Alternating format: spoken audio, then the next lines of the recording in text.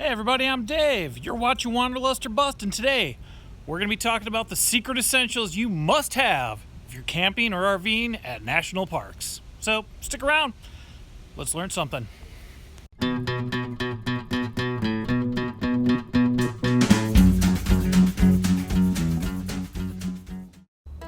Alright, so let's start with this.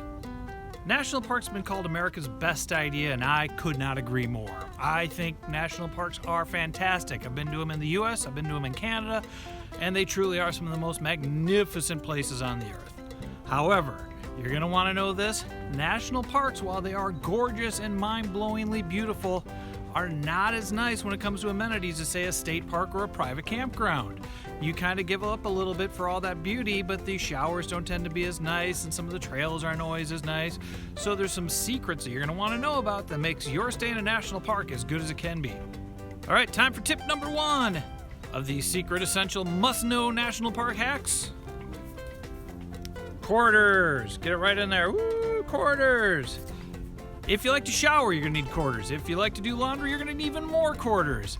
National parks do not have free showers, and they definitely don't have free laundry facilities. So you're going to want to bring quarters along. Now, they do have change machines there, but you can't always count on those change machines either A, to be working, or B, have change left in them. So we usually bring a bunch of roll of quarters with us, probably about one $10 roll per person. We've got 4 people, so that's about $40 in quarters we bring along, and that gets us through the day. Most showers are going to cost you between $3 to $6, depending on how long you're in there and what the rate is. Laundry's a little more all over the board, but $10 a person for a few days stay is usually going to be more than enough. Okay, time for essential number 2. S-hooks. Take a look at that. Simple little S-hook right there. I got these over at IKEA. A couple bucks. Got me, I don't know, probably 2-3 of them or something like that. We bring a lot of S-hooks. Why do we bring S-hooks? They have one purpose and one purpose only: the showers. Now, as I said, national parks, their facilities like the showers are not as nice as state parks. In fact, they're not even anywhere close. They tend to almost be, I hate to say it, but kind of gross to disgusting in some cases. Among the other things they have problems with is the setup isn't ideal, and a lot of times they don't have hooks. Or if they do, it's like one little hook. So, to get around this thing, we bring S-hooks. And now, how do you use these things? I'll hang these on the curtain rod like this. Get a good look at there. I'll hang them on the curtain itself, sometimes on a dividing wall. I put them wherever I can, even sometimes on the faucet hose. Why? I use these to hang my clothes so they don't get wet. I use them to hang up my towel so it stays off the floor. And I also use it to hang up a toiletry bag that keeps my shampoo and soaps in it. So S-hooks are an absolute must-have. And it doesn't have to be these S-hooks. It can be any type of S-hook. Just make sure it's probably got at least a 3/4 inch to 1 inch gap right there. And then it's something light and easy. But you want that gap to make sure that it can fit over the wall or on the curtain or on the curtain rod, whatever it is you're doing. So bring some S-hooks and your shower experience is going to be way better. All right, now it's time for number 3. Your essential national park must-have number 3 is Epic wipes. I'm very fond of the zoom in, zoom out. Epic wipes are incredibly large, moist towelettes. The same things you use to wash your hands and face. Consider this a whole body wipe down. They're about the size of a shower towel, or maybe a little bit smaller, maybe more of the pool towels you get at a hotel. And with these, they're kind of scented and cleaned with eucalyptus. They're antibacterial, and you can give yourself a shower and wipe down all the dust and grime and dirt on your body very easily, and then toss this in the garbage can. These come in super handy when you're just sweaty from coming off the trail. It's great if you're out of quarters or if the showers are full, and yes, a lot of times those showers do have a long line on them. And they're just great if you're out for the day and just kind of feeling like, hey, I'd like to freshen up. All right, must-know tip number 4 for staying in the national parks is collapsible water jugs. Doesn't have to be this brand, and get any one you want, but these are a must-have, and I'll tell you why. Water consumption is something that's going to happen a lot in national parks, especially if you're staying down in Utah or the Grand Canyon where it's hot and you're going through a lot of water. You're going to want to use these.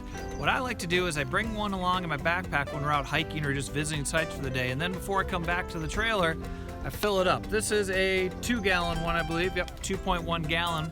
and that gives me 2 gallons of fresh water I can add in to top off our fresh water a little bit at a time, because as you go through doing dishes or washing hands, brushing teeth, you wear that down. Now you're going to want to buy 2 of these, and I'm about to tell you why, because that's our next fantastic tip coming up. The next tip for the must-have, must-knows is one of these little devices.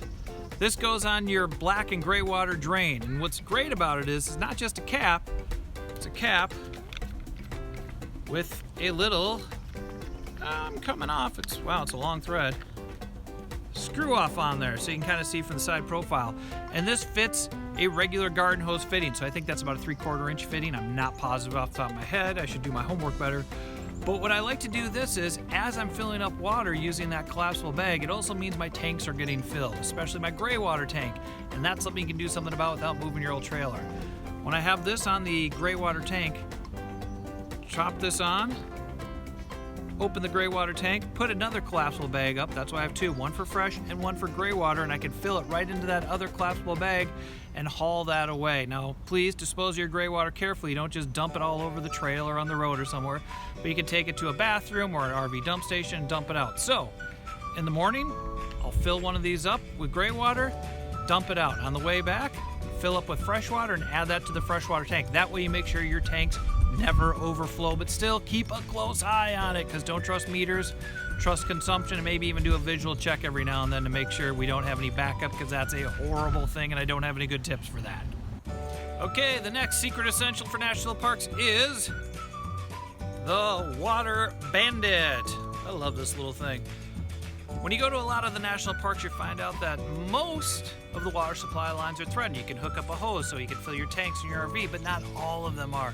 Some of them are tricky, and some of them just have a smooth spigot on there. So it's great for filling, let's say, your water bladder in your hiking bag, or maybe a small collapsible jug of water like these for fresh water. But if you want to fill up your entire freshwater tank, mine's about 20 gallons, you're going to want one of these. You attach your hose onto the end of this, and you can see, even though it's kind of threaded in there, let's see if we can get a look in there a little bit. It also just fits right onto the spigot, so you can squeeze right on there. This is a silicone soft rubber, so it'll stretch and expand around there. If you got 2, fits right on there. Creates a pretty watertight seal. Water runs right through there. You can fill your whole tank without having to hold it up there and get water splashing all over you and getting your clothes all wet. Works like a charm, pretty cheap, super essential to have. Bring it along before you hit the next national park. Okay, our second to last tip, Tide Pods. No, they're not for eating, and they're definitely not food for on the trail. Tide Pods are a great thing to have when you're doing your laundry. Most, not all, but most of the national parks will have a vending machine where you can buy some powdered detergents or things like that out. However, they're usually quite expensive, and they're usually sold out, and you find everyone trying to beg, borrow, and steal from someone else.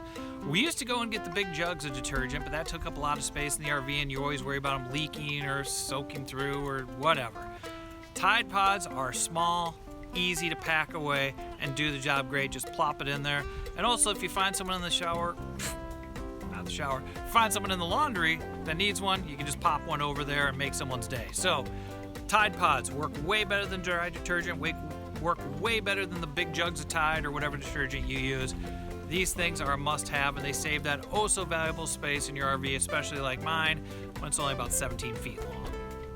Okay, so here's your bonus tip, too, of your secret essentials.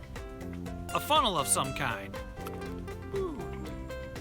This is just a soft, once again, kind of rubber one that works real well.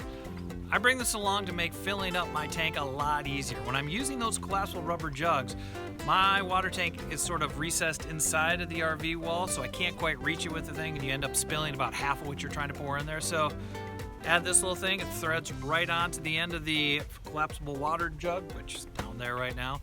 Threads right on there, pokes right in there, and I can pour that water in without losing a precious drop of water. So make sure if you're gonna use jugs, you bring a little funnel around. So that's it. These right there before you are my favorite secret essential must-haves. Don't leave them at home. Gotta bring them along if you're going to a national park. And the best part is, each one of these things is only, $2, $3, maybe $4 or $5, something like that. They're all relatively cheap. So if you buy them all, you're gonna be spending $20-something, maybe just a little bit more, and it's going to make your time in the national park significantly better. So bring them along. Hope these things helped. I want to know, what are your tips for going to national parks? What do you find works? What do you find doesn't work? Share your ideas below, because I'm learning just like you, and I got about 3 or 4 more parks I'm going to this summer. So I'd love to know what you're talking about. If you like this video, please subscribe and give it a thumbs up down below. But even more so, please comment, because I'd love to hear what you guys are thinking about. It's fun to meet and get some dialogue going there. And until next time, everybody, wob on!